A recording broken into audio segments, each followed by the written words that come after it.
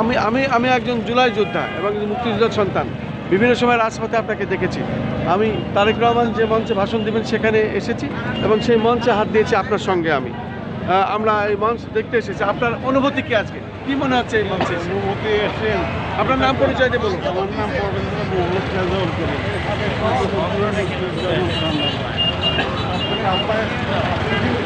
না, আব্বা মা মারা গেছে। জি জি, দেখবেন একটা সার্টিফিকেট আছে আমার করতে যাই সেই কথা যাক উনি আসবেন, এটা আমরা অনেক আগে থেকে আশা করতেছিলাম উনি আসবেন। উনি আসবেন, এখানে লক্ষ লক্ষ লোকের জি কোনো জায়গা দেওয়া যাবে না, জি কোনো জায়গা দেওয়া যাবে না। এবং ওনার আজকে কর্মীদের আরেকটু কথা বলে নেই। আজকে ওনাদের একদম ডাইরেক্ট ওনার আমার কাছে দাঁড়েন। আচ্ছা। অসুস্থ আমাদের নেত্রী, সাবেক প্রধানমন্ত্রী, আচ্ছা, আচ্ছা। অবসর নেত্রী, উনি মায়ের কাছে গেলে মায়ের আরও একটু ভালো লাগবে। জি জি, এখন ছেলে সন্তান, সুযোগ্য সন্তান, জি।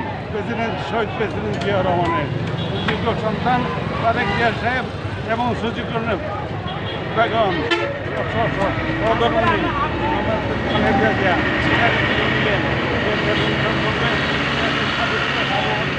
রক্ষা করবে, সবার সাথে মিলেমিশে কাজ করবে। কোনো কারোর সাথে কোনো আশ্বাসনের কোনো পরিচয় নাই। তিনি আজকে সেই এলাকাটা প্রথম শুরু হয়ে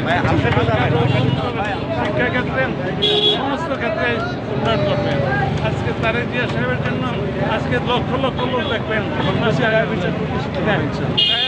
ওই সময় এই তারেক জিয়া আওয়ামী লীগের সময় যেই অত্যাচার জন্য হয়েছে যেটার ভাষায় বর্ণনা করা হল, সব কিছু শেষ করেছে।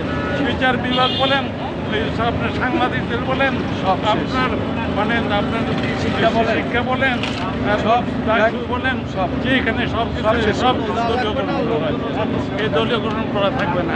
আল্লাহ অনেক অনেক ধন্যবাদ। অনেক উন্নতি হবে আল্লাহ দিলে। আমরা সেই মঞ্চের সামনে এবং মঞ্চের সামনে থেকেই আমরা দেখতে পাচ্ছি এখনও হাজার হাজার মানুষ এখানে এসেছেন, তারা অপেক্ষায় আছেন। প্লিজ বলবেন। আমি খন্দকার মাসুদুজ্জামান। আমার 12টি ইউটিউব চ্যানেল আছে, 2টা অনলাইন পোর্টাল আছে। আমি একজন সাংবাদিক এবং বিএনপি পরিবারের লোক। আমরা জাগদল থেকে আমি বিএনপি করি এবং ঝিনাইদহ শৈলকুপা থানা। জি জি, মারা গেছে। জি জি,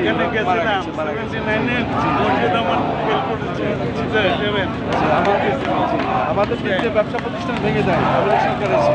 তারপরে বাড়িঘর থেকে লুটপাট করে, আমি বাড়িঘর করছি না, আমার ভাইকে হত্যা করে। আমি সেই বিচার পাইনি এখন। আমরা ন্যায় বিচার চাই। তারেক রহমান আসলে আবার এদেশ নতুন করে আবার নির্বাচন হয়ে বা বিএনপি ক্ষমতা আসবে, তখন আমরা ন্যায় বিচারটা দাবি করবো।